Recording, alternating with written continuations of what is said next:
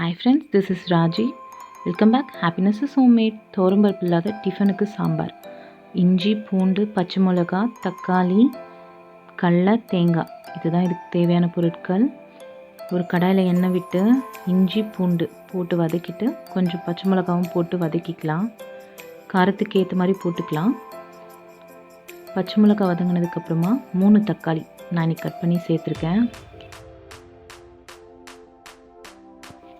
தக்காளி இப்போ நல்லா வதங்கட்டும்.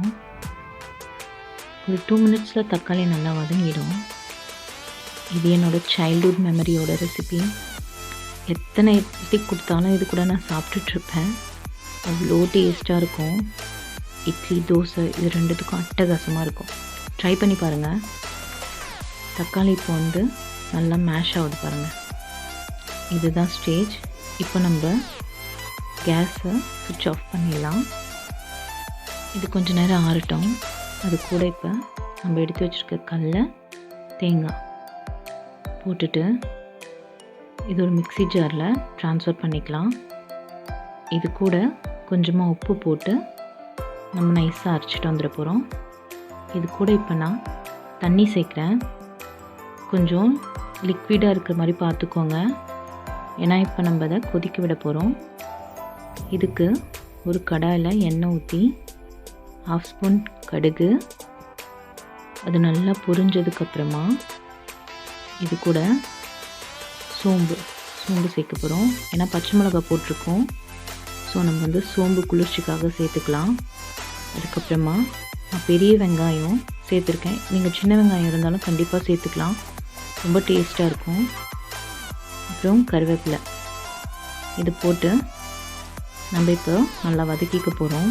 இது வதங்கி பிங்க் கலரில் வரணும். நல்லா வதங்கிடுச்சு பாருங்கள். இப்போ நான் இது கூட ஒரு பிஞ்ச் மஞ்சத்தூள் போட்டுக்கிறேன்.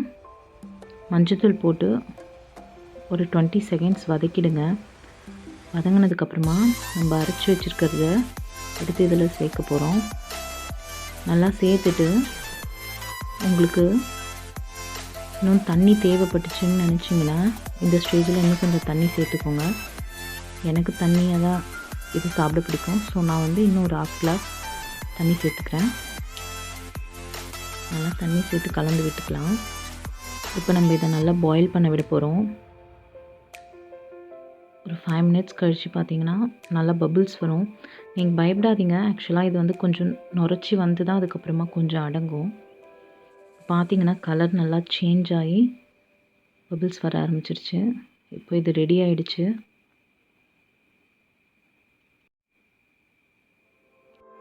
கொஞ்சம் டிஃப்ரெண்ட்டாக சாம்பார் வேணும் அப்படின்னு கேட்டாங்கன்னா கண்டிப்பாக நீங்கள் அதை ட்ரை பண்ணணும்.